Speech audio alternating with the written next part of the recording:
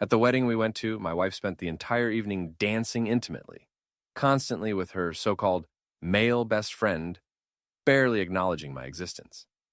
At one point, a guest asked her if she was married. Without even glancing in my direction, she let out a shrill, performative laugh and replied, "Not really, it doesn't count when he's boring." The group around her chuckled politely, uncomfortably, condescendingly. I didn't react. I just watched. Silent. Still. The next morning, she woke up alone in a hotel room that no longer had me in it. That was the night my marriage officially ended. Not with screaming, not with shattered dishes or slammed doors. It ended with laughter. Her laughter. That brittle, mocking, rehearsed little giggle echoing through a glittering hotel ballroom. It told me everything. No more guessing, no more hoping, no more pretending. Let's rewind a bit. My name is Tom. My wife, or rather, my ex-wife, as of that Saturday night, is Olivia. We were married for 4 years. To an outsider, we probably looked like the perfect couple.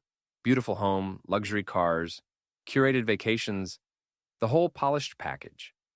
But beneath that glossy surface, the foundation had long been crumbling. I've always been the quiet observer, the guy who notices things others miss. And what I noticed, increasingly over the last year, was Ben. Ben, her best friend, her brother, her emotional co-pilot. For the first couple of years, I prided myself on being the chill, secure husband. I told myself their bond was harmless, rooted in shared history. But after we tied the knot, something shifted in Olivia. Her sense of entitlement ballooned. Her regard for me? It shrank in direct correlation. The warning signs weren't subtle anymore. They weren't distant flutters. They were massive, neon, blaring sirens right in my face. It was the constant texting her phone always tilted away from me when his name popped up. It was the way she'd casually mention him in every other conversation, always comparing my decisions, my taste, my very existence to what Ben would have done.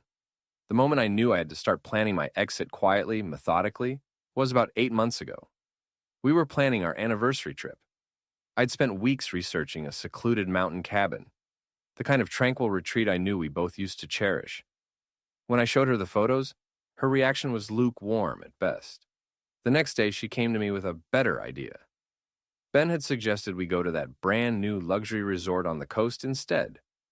It's supposed to be incredible, she said, not as a suggestion, but as a decree.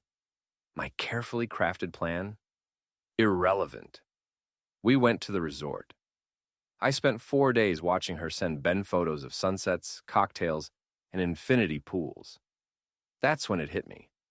I wasn't the cool husband. I was the placeholder, the reliable infrastructure, the boring, predictable backdrop against which she lived her thrilling, Ben-centric life. So I stopped being a doormat. Quietly. Strategically. I'm not a yeller.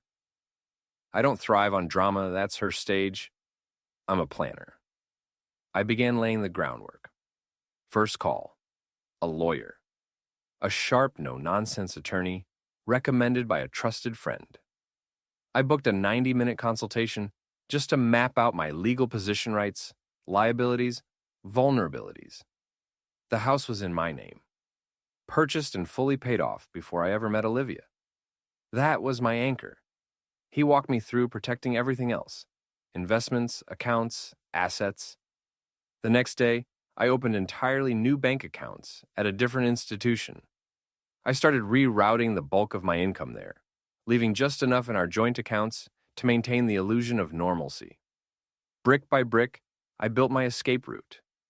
I didn't know exactly when I'd need it, but I knew I would. The wedding last Saturday was the final, unmistakable signal.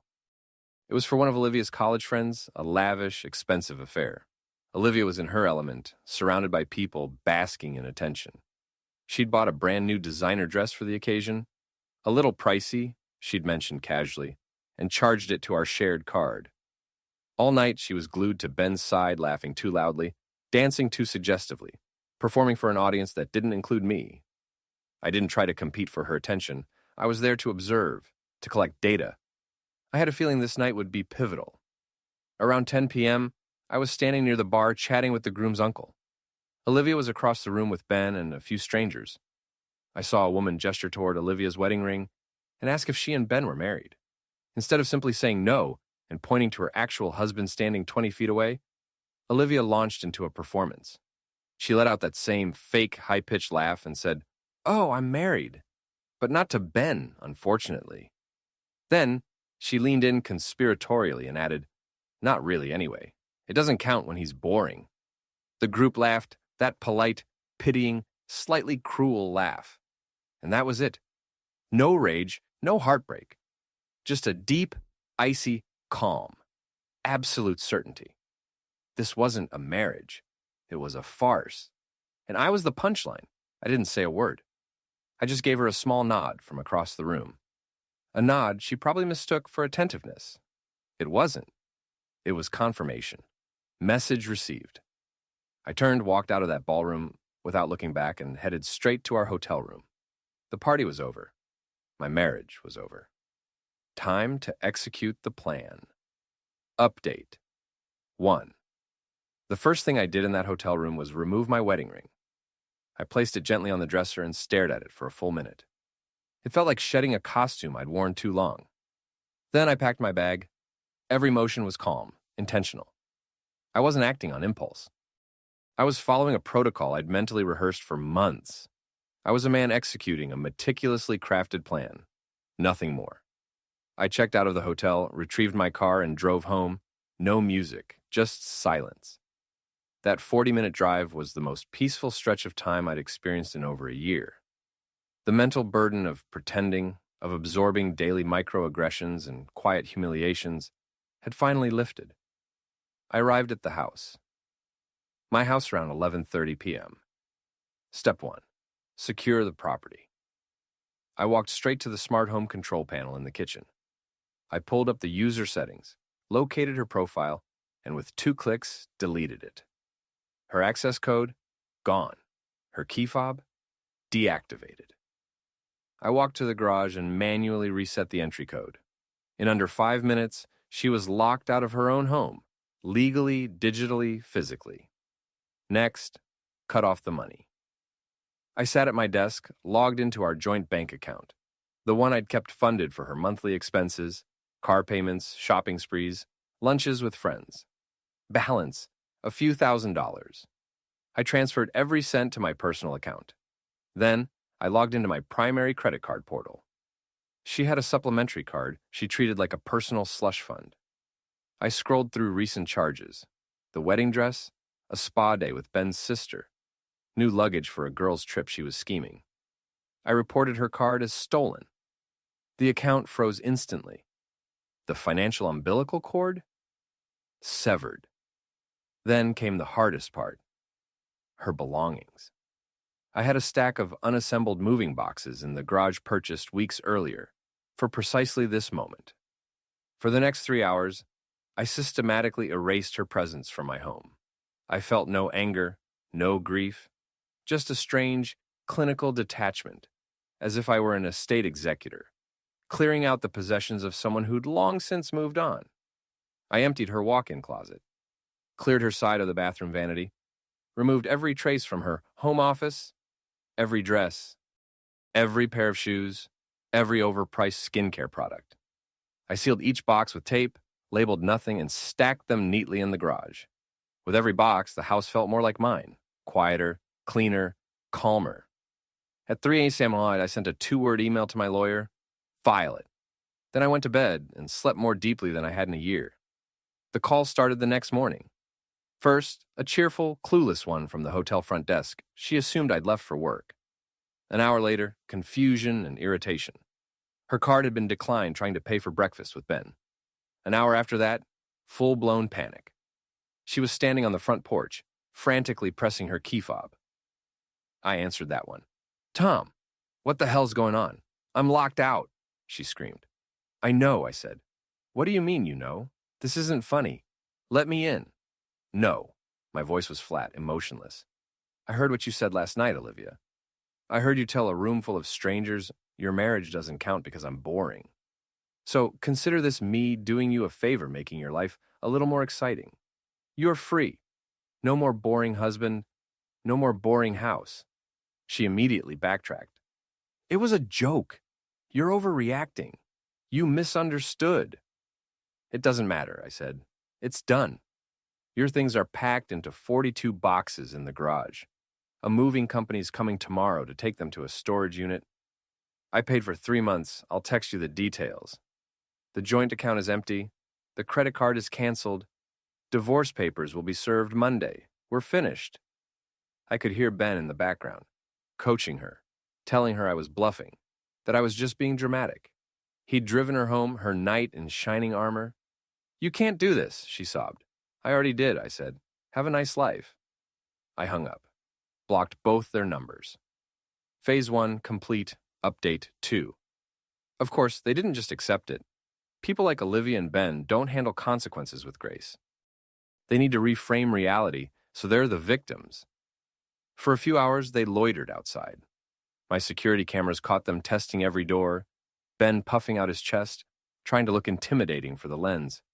Pathetic. He even tried shoulder-checking the front door, then quickly realized it was solid oak, and he wasn't the star of an action movie. The next day, when the movers arrived, they sat across the street in Ben's car, watching the entire operation. I made a point of stepping outside to collect the mail, then spent 20 full minutes meticulously weeding my front flower bed, ignoring them completely. My total indifference seemed to infuriate them more than any outburst ever could. I could feel their stares burning into me, but I refused to give them the satisfaction of engagement. When direct confrontation failed, they switched tactics. A full-scale smear campaign, Olivia's specialty. Within 24 hours, whispers began circulating. I was the villain, the jealous, controlling husband who couldn't tolerate his wife having a male friend. Their narrative? I'd snapped at the wedding, hallucinated an insult, flown into a violent rage, and kicked her out of her home. It was a well-crafted lie, and some people believed it. The first salvo came from Olivia's mother, a long, tear-soaked voicemail about how disappointed she was in me, how devastated Olivia was, how I needed to man up and fix what I'd broken. I saved the message, didn't reply. Then came texts from Olivia's friends, angry, accusatory, calling me a monster and abuser. They threatened to expose me, to make sure everyone knew the truth. They were trying to isolate me. What they didn't realize? I'd already isolated them. I knew I needed proof. Concrete, undeniable proof. A wedding in 2025? Everything is recorded.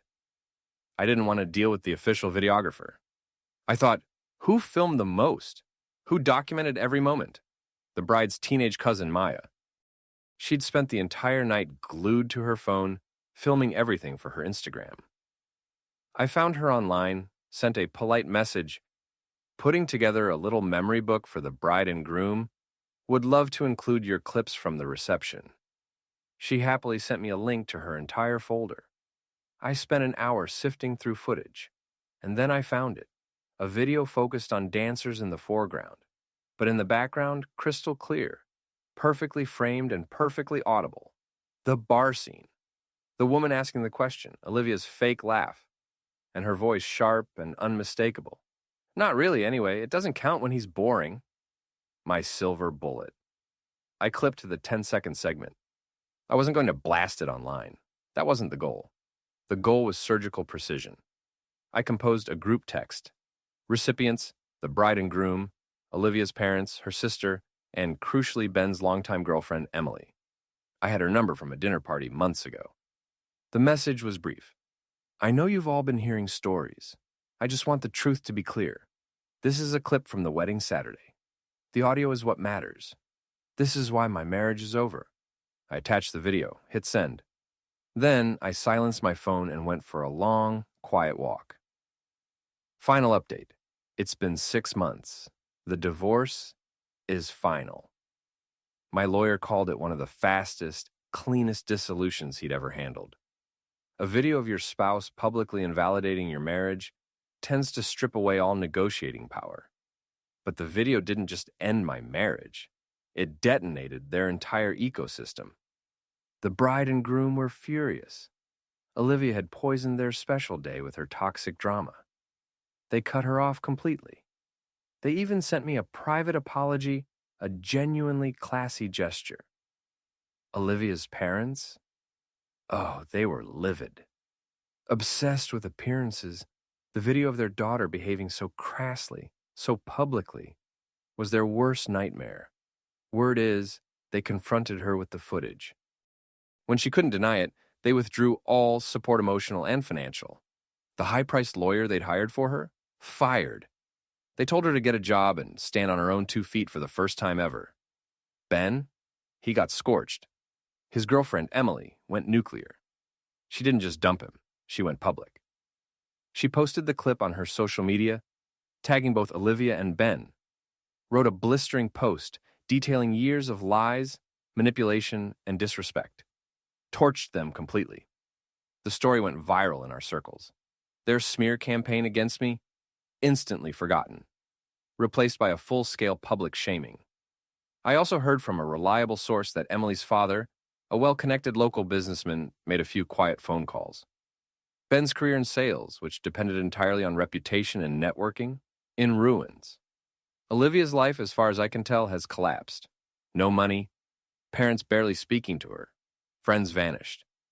Ben, now a social pariah, wants nothing to do with her. She's waitressing to pay rent. Living in a cramped apartment with 3 strangers, the glamorous, exciting life she thought she deserved? Gone. I sold the house. Wanted a clean slate. Bought a sleek downtown condo, smaller, simpler, with an incredible view. It's mine. Quiet, peaceful. The best revenge wasn't kicking her out. It was simply holding up a mirror. She and Ben built their entire dynamic on lies, manipulation, and disrespect. All I did was show people what was really there. They couldn't bear the reflection. She called me boring. Maybe I am. But my life, stable, honest, serene. Hers, the one she chose, a chaotic, self-inflicted disaster. She woke up alone in that hotel room. But the truth, she'd been alone in our marriage for a very long time. I just made it official.